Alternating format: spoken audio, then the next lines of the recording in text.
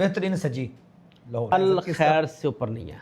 वही आपने भी उनका ही नाम ले लिया फिर। अल खैर की सफाई, अल खैर का मसाला, अल खैर का चिकन, अल खैर के चावल, हर चीज़ विकी भाई मुझे लगता है कि अल खैर वालों ने ना सारे फूड ब्लॉगर खरीदे हुए हैं। ओ यार मैनू भी दियो फिर पैसे, सारे खरीदे हुए हैं। मैं ते एनी तारीफ करना उन्होंने दी, मैनू तो 1 रुपया नहीं देंगे। हालांकि वो इस चीज़ में बड़े बदनाम है।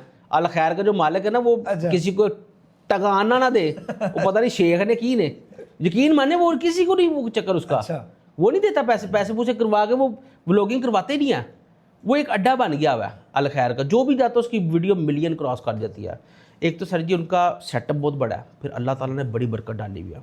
अच्छा, लाहौर में ना 2 सजियों की ना बड़ी जंग है, उनकी आपस में नहीं है, चाहे वो एक दूसरे को जानते भी ना मालिक, फॉलोवर्स बड़े हैं उनके। वो कौन है? डोगर सज्जी और अल खैर सज्जी। डोगर सज्जी मैंने एक बार खाई थी, लेकिन मैं जाऊंगा, मुझे बहुत सारे लोग असरार करते हैं कि विकी भाई डोगर सज्जी को दोबारा खाएं। मैं जब पहले गया था ना तो मुझे ऐसा लगा था उबला हुआ चिकन है, ऊपर सिर्फ नींबू निचोड़ दिया और मसाला डाल के दे दिया, और उसके जो राइस थे ना वो भी अचारी राइस थे, सीने में जलन, यानी कि हलक से नीचे नहीं जा रही थी वो।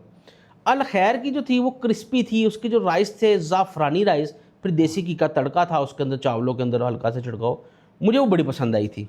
बाकी और भी दाएं बाएं आई नहीं है सजियाँ, वो भी हर किसी का टेस्ट है, लेकिन मेरे टेस्ट बड्स के मुताबिक अल खैर बहुत ऊपर है।